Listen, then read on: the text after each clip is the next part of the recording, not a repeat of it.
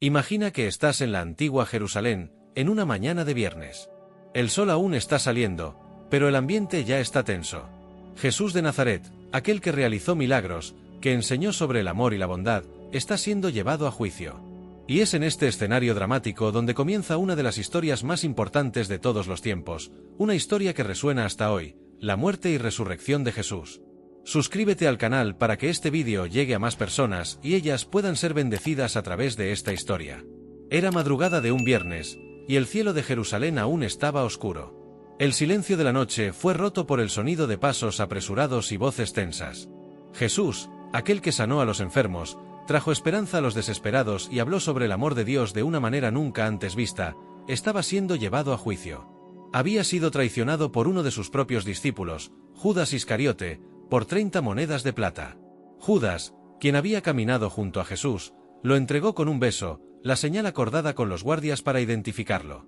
A partir de ahí, los eventos se sucedieron de manera rápida y brutal. Jesús fue arrestado y llevado al palacio del gobernador romano, Poncio Pilato. Pilato era el hombre con el poder de decidir el destino de Jesús, pero desde el principio parecía vacilante. No veía ningún crimen en Jesús que mereciera la muerte. Pilato estaba acostumbrado a tratar con criminales violentos, rebeldes y amenazas al Imperio Romano, pero Jesús era diferente. No había tomado las armas, no lideraba una rebelión. De hecho, solo hablaba de paz, de perdón, de un reino de Dios que parecía muy distante de las intrigas políticas de Jerusalén.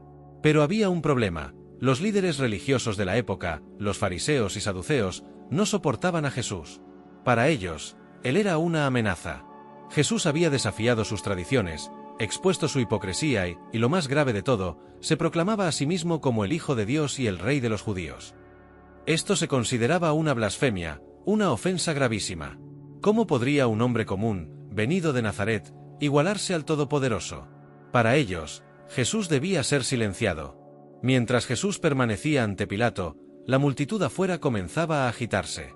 Las autoridades religiosas habían inflamado al pueblo, que ahora gritaba cada vez más fuerte: «¡Crucifícalo! ¡Crucifícalo!». La presión sobre Pilato aumentaba con cada minuto. El gobernador romano intentó todo para evitar condenar a Jesús. Primero, ofreció liberar a un prisionero, como era tradición en la Pascua. Colocó lado a lado a Jesús y a Barrabás, un criminal violento y conocido por liderar rebeliones. Pensando que el pueblo elegiría liberar a Jesús, Pilato se sorprendió: la multitud eligió a Barrabás. Aún así, Pilato seguía dudando. Cuestionó a Jesús directamente: ¿eres tú el rey de los judíos? Jesús, con calma, respondió: es como tú dices. No había arrogancia, ni desafío en las palabras de Jesús. Por el contrario, había una paz indescriptible en ese hombre, incluso ante la posibilidad de la muerte. La situación estaba fuera de control. Los gritos de la multitud, la presión de los líderes religiosos, todo empujaba a Pilato hacia una decisión que sabía que era injusta.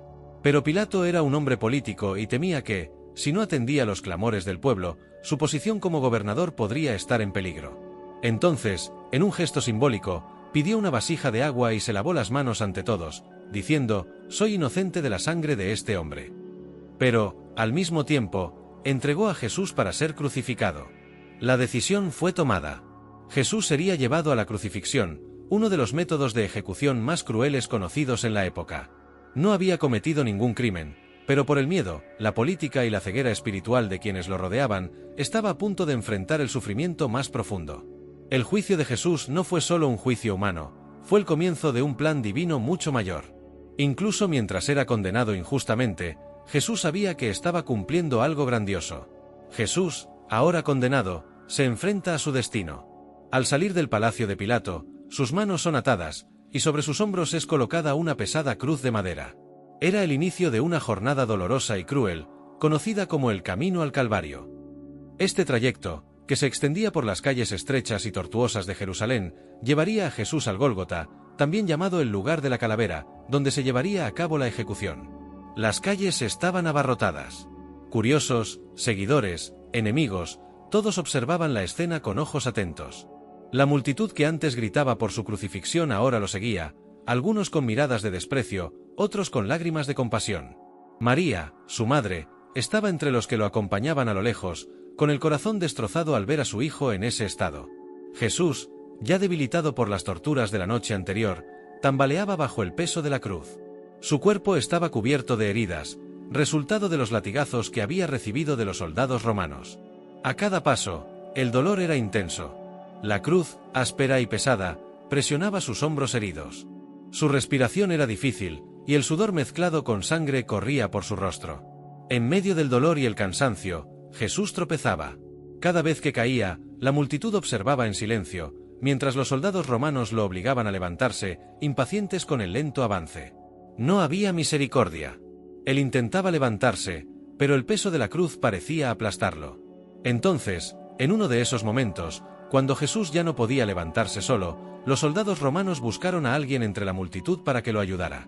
Avistaron a un hombre llamado Simón, que solo estaba de paso, viniendo del campo.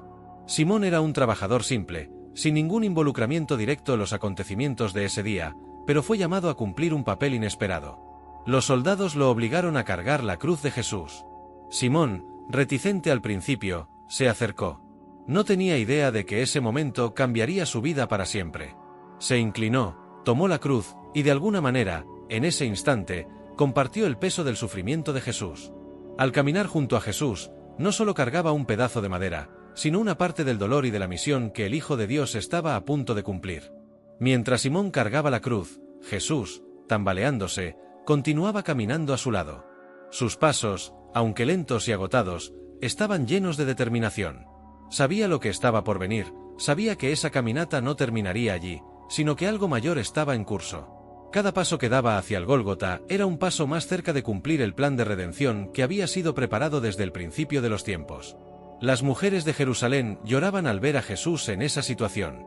Algunas se arrodillaban, otras gritaban de dolor y desesperación.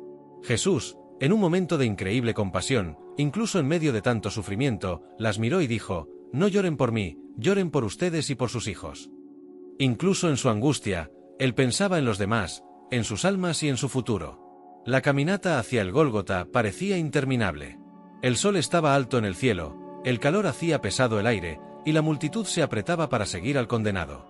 Cada paso de Jesús resonaba en los corazones de aquellos que lo seguían de cerca, mientras otros simplemente observaban de lejos, sin comprender completamente lo que estaba sucediendo.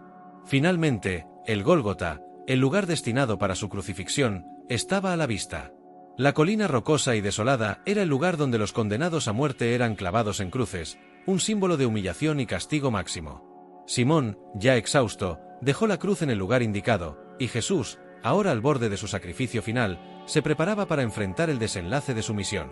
El camino al Calvario fue arduo, pero cada caída, cada mirada de compasión y cada paso junto a Simón formaron parte de un trayecto que no solo llevaría a la muerte, sino a la mayor victoria sobre la muerte que el mundo jamás conocería. Jesús finalmente llega al Gólgota, el lugar de la calavera. La atmósfera alrededor es densa, cargada de tensión y tristeza. El escenario es sombrío, pero lo peor aún estaba por venir. El lugar ya había presenciado otras ejecuciones, y ahora sería el escenario de la crucifixión de alguien que nunca hizo mal a nadie. Los soldados romanos, acostumbrados a la brutalidad, se preparan para realizar un trabajo más. Extienden a Jesús sobre la cruz de madera, sus brazos abiertos, y comienzan a clavarlo. Los clavos son largos, gruesos, y al ser clavados en sus manos y pies, el dolor es insoportable. El sonido del martillo resuena, cortando el aire, como un golpe que retumba en los corazones de todos los presentes. El cuerpo de Jesús tiembla de dolor, pero no grita. En lugar de eso, sus ojos permanecen fijos en el cielo, como si buscara fuerzas para soportar ese momento. Con Jesús clavado en la cruz, los soldados la levantan y la fijan en el suelo, dejando su cuerpo suspendido. Allí, expuesto al calor y a la sed, enfrenta el sufrimiento con una serenidad que desafía la comprensión humana. Los espasmos de dolor en sus músculos, la dificultad para respirar y el peso del cuerpo sobre las heridas recién abiertas convierten cada momento en una agonía constante. Alrededor, la multitud observa. Muchos aún lo insultan, gritando frases de odio y burla: «Si eres el Hijo de Dios, baja de la cruz». Salvate a ti mismo. No comprendían que el verdadero poder de Jesús no estaba en salvarse, sino en salvarnos a todos nosotros. Soportaba ese sufrimiento no porque no pudiera escapar, sino porque eligió quedarse. Cada segundo en esa cruz era un acto de amor puro. Mientras Jesús lucha por respirar, el cielo comienza a cambiar. Aunque era mediodía, la luz del sol empieza a desaparecer. El brillo que antes iluminaba el día comienza a transformarse en oscuridad, una oscuridad que parecía reflejar el luto del propio cosmos ante lo que estaba sucediendo. Toda la tierra parecía sentir el peso de ese momento. En ese instante, el dolor físico era solo una parte del sufrimiento de Jesús. El dolor emocional era igualmente devastador. Muchos de sus discípulos, aquellos que prometieron seguirlo hasta el final, habían huido. El miedo los dominó, y no estaban allí para presenciar el sacrificio de su maestro. Solo unos pocos permanecieron. Entre ellos, María, su madre. Ella estaba al pie de la cruz, sus ojos llenos de lágrimas, pero también de una fuerza silenciosa. El corazón de una madre, viendo a su hijo pasar por la más horrible de las muertes, es algo que pocos pueden imaginar. María sabía quién era Jesús, conocía el propósito de su vida, pero eso no hacía el momento menos doloroso. Cada golpe del martillo parecía golpear su corazón. Al lado de María estaba Juan, el discípulo amado, el único de los 12 que no huyó. Permaneció firme, incluso en medio del peligro y la tristeza, ofreciendo su apoyo silencioso a María y a Jesús. También estaban allí algunas mujeres que siguieron fielmente a Jesús durante su ministerio, mujeres que habían visto milagros, escuchado sus palabras y comprendido su misión de una manera profunda. No habían huido. Estaban presentes, en oración, con los corazones quebrantados, pero sin abandonar a quien tanto les había dado. Mientras el tiempo pasaba y el dolor de Jesús se intensificaba, algo sorprendente sucedía. Él, aun en medio de tanto sufrimiento, encontraba fuerzas para hablar. Mientras Jesús permanecía en la cruz, las horas de agonía se alargaban, y cada minuto parecía una eternidad. El dolor físico era abrumador, pero algo más grande estaba sucediendo, algo que trascendía el sufrimiento inmediato. Incluso en esa condición, Jesús habló 7 veces, cada frase cargada de un significado profundo, revelando no solo su dolor y su humanidad, sino también su divinidad y su misión. La primera frase vino mientras los soldados romanos y los líderes religiosos aún lo insultaban. Jesús, en lugar de responder con amargura o ira, miró al cielo y, con una voz entrecortada por el dolor, dijo: «Padre, perdónalos, porque no saben lo que hacen». La multitud a su alrededor podría haberse quedado perpleja con esto. ¿Cómo alguien, en medio de tanto sufrimiento, podría pedir perdón para aquellos que lo crucificaron? Pero ese era el corazón de Jesús, lleno de compasión, incluso para con sus enemigos. Sabía que muchos de ellos no entendían lo que estaban haciendo. Aquellos soldados que lo clavaron en la cruz solo estaban cumpliendo órdenes, sin saber que estaban llevando a cabo un acto cósmico de redención. La segunda frase vino después de un breve diálogo con uno de los criminales crucificados a su lado. Había 2 ladrones, uno a cada lado de Jesús. Uno de ellos se burlaba de Jesús, diciendo: «Si eres el Cristo, sálvate a ti mismo y a nosotros». El otro, sin embargo, reconociendo quién era realmente Jesús, reprendió a su compañero y le pidió a Jesús: «Acuérdate de mí cuando vengas en tu reino». Con una ternura inesperada, Jesús respondió: «Hoy estarás conmigo en el paraíso». Incluso en la cruz, Jesús ofreció salvación a alguien que, a los ojos del mundo, estaba perdido. Ese diálogo simple y poderoso mostró que la gracia de Dios estaba disponible incluso en los momentos más oscuros, para aquellos que creen. La tercera frase de Jesús fue un acto de cuidado. Miró a su madre, María, quien permanecía allí al pie de la cruz, en un dolor inimaginable. A su lado estaba Juan, su discípulo amado. Jesús, con profundo amor por su madre, dijo: «Mujer, ahí tienes a tu hijo». Y a Juan le dijo: «Ahí tienes a tu madre». Incluso en medio de su angustia, Jesús se preocupaba por el bienestar de su madre.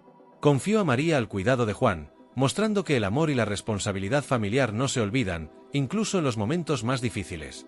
Conforme las horas pasaban, la oscuridad sobre la tierra se profundizaba, y el dolor de Jesús alcanzaba su punto máximo. Fue entonces cuando, en un grito de desesperación que resonó por el Gólgota, dijo: Dios mío, ¿por qué me has abandonado?». Este fue uno de los momentos más profundos de su humanidad. Jesús, sintiendo el peso de los pecados del mundo sobre sí mismo, experimentó una separación temporal de Dios. Fue un grito de soledad, un reflejo del dolor espiritual que cargaba. Al tomar sobre sí el pecado de la humanidad, enfrentó una oscuridad interior que nadie más podría soportar.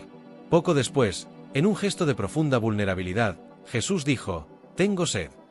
Estas simples palabras mostraban que, además de todo el dolor espiritual y emocional, también sufría físicamente. El cuerpo de Jesús estaba exhausto, deshidratado, y su pedido fue respondido de manera cruel, con una esponja empapada en vinagre. Era un recordatorio de que, aunque divino, también era completamente humano, sintiendo cada dolor como cualquiera de nosotros. Cuando el fin se acercaba, Jesús pronunció una de sus últimas frases, cargada de poder y significado: todo está consumado. Con estas palabras, declaró que su misión en la tierra había sido cumplida. Todo lo que había venido a hacer, cada milagro, cada enseñanza, cada acto de amor, culminaba en ese momento. Había cargado con el peso del pecado de la humanidad, y con esa frase, Jesús afirmó que la redención estaba completa. El precio había sido pagado. Finalmente, con su cuerpo al borde de la muerte, Jesús, con su última fuerza, miró al cielo y dijo: Padre, en tus manos encomiendo mi espíritu. Con estas palabras, se rindió completamente a Dios. No fue una muerte desesperada, sino una entrega consciente y llena de confianza. Sabía que, a pesar de todo lo que había enfrentado, estaba regresando al Padre, cumpliendo el propósito por el cual había venido al mundo. Y así, con un último suspiro, Jesús entregó su espíritu. La tierra tembló, el velo del templo se rasgó en dos, y el mundo nunca más sería el mismo. Estas últimas palabras de Jesús fueron un reflejo de quién era, el Hijo de Dios, lleno de gracia y verdad, que en su último momento de vida nos dio el ejemplo supremo de amor, perdón y rendición a Dios. Al caer la tarde, con el cuerpo de Jesús aún colgado en la cruz, el viento comenzaba a soplar con más fuerza, y la oscuridad persistía, incluso después de la muerte de Jesús. La crucifixión había terminado, pero aún quedaba una última tarea por realizar: el entierro. En medio de la confusión y el miedo que envolvía a Jerusalén, un hombre se destacó por su valentía y fe. Su nombre era José de Arimatea. Era un hombre rico, influyente, y formaba parte del Sanedrín, el consejo de los líderes judíos. Pero, a diferencia de muchos otros líderes, José se había convertido en seguidor de Jesús, creyendo en sus palabras y en su misión. A pesar de su posición, nunca dejó de respetar y admirar al Maestro. Y ahora, con el cuerpo de Jesús en la cruz, José sabía que algo debía hacerse. El tiempo estaba corriendo. Según la ley judía, el cuerpo no podía permanecer expuesto durante el sábado, especialmente en un día tan sagrado como el que se acercaba. Con el corazón pesado, pero decidido, José fue ante Pilato, el gobernador romano. Su voz estaba calmada, pero firme, mientras pedía permiso para retirar el cuerpo de Jesús y darle un entierro digno. Pilato, sorprendido de que alguien aún quisiera asumir tal responsabilidad, accedió. No veía razón para negar esa petición, ahora que todo había terminado.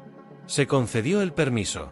Con la autorización en mano, José se apresuró al lugar de la crucifixión. No estaba solo.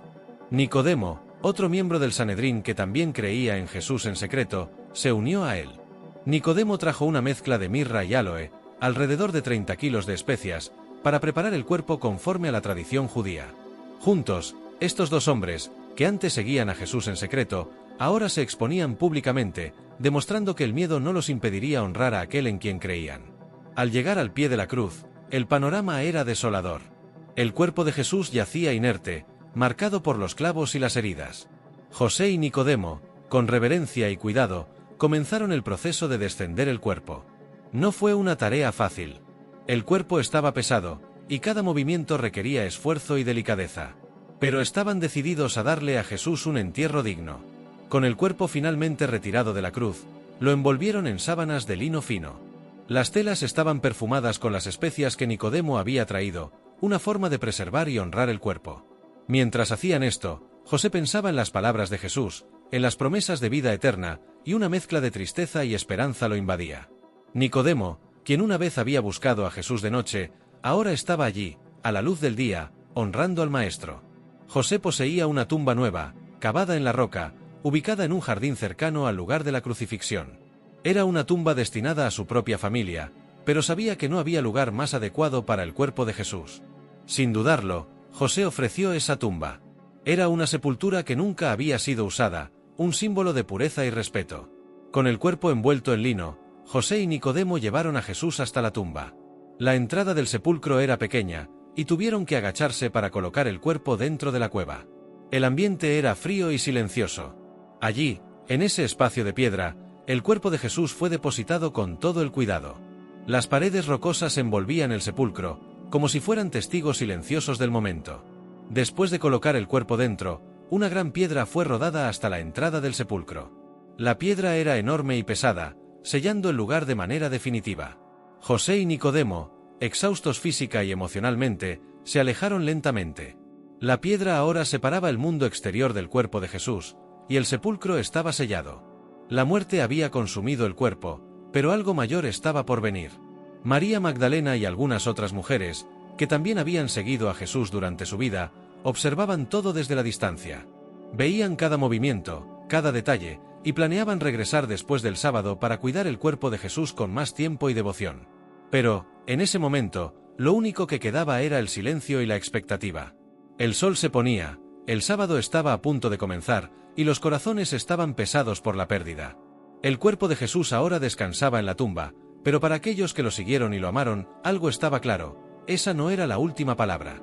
El entierro, aunque triste, llevaba una semilla de esperanza.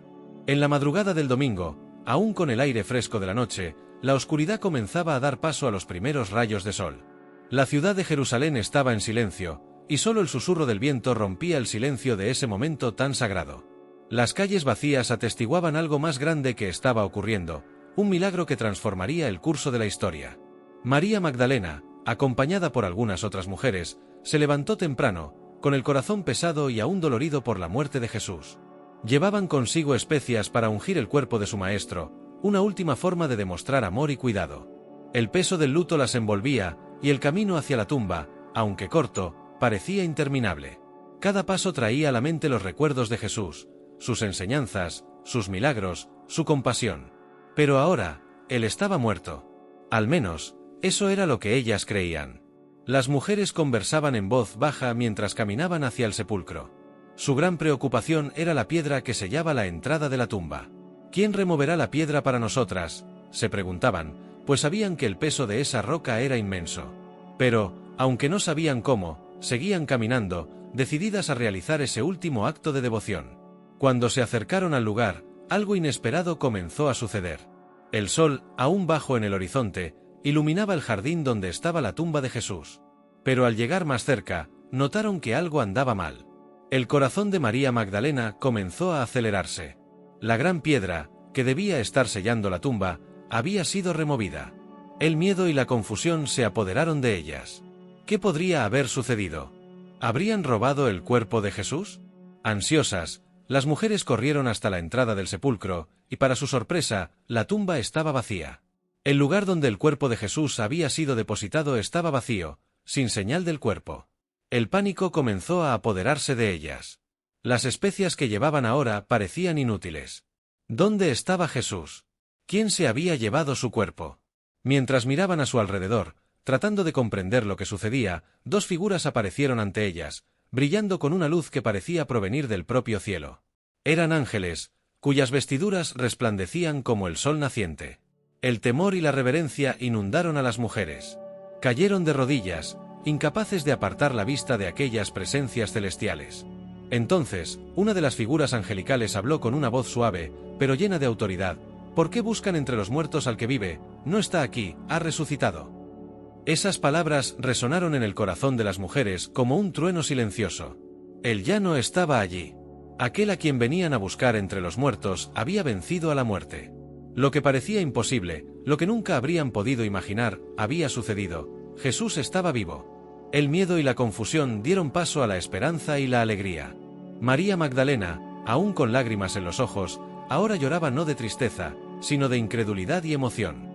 La tumba vacía no era un signo de pérdida, sino de victoria. Lo que los ángeles habían dicho empezó a tener sentido: Jesús había resucitado, tal como él mismo había prometido. La muerte no fue el final, sino el comienzo de algo mayor. Las mujeres se miraron entre ellas, aún asimilando la magnitud de lo que acababan de presenciar. La piedra removida, la tumba vacía, los ángeles anunciando la resurrección. Todo era verdad. Sus corazones se llenaron de una esperanza renovada.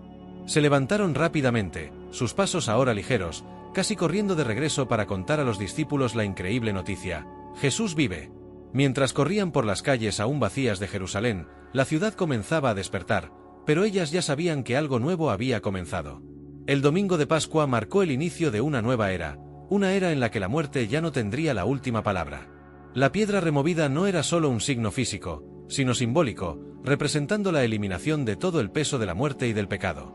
Jesús había cumplido su promesa, y ahora el mundo jamás sería el mismo. Al llegar al lugar donde los discípulos estaban reunidos, aún en duelo y sin comprender lo que había sucedido en esos días anteriores, María Magdalena fue la primera en anunciar las buenas nuevas. He visto al Señor. La tumba está vacía.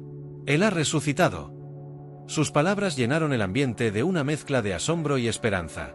La incredulidad inicial pronto daría lugar a la certeza de que el mayor milagro de todos había ocurrido.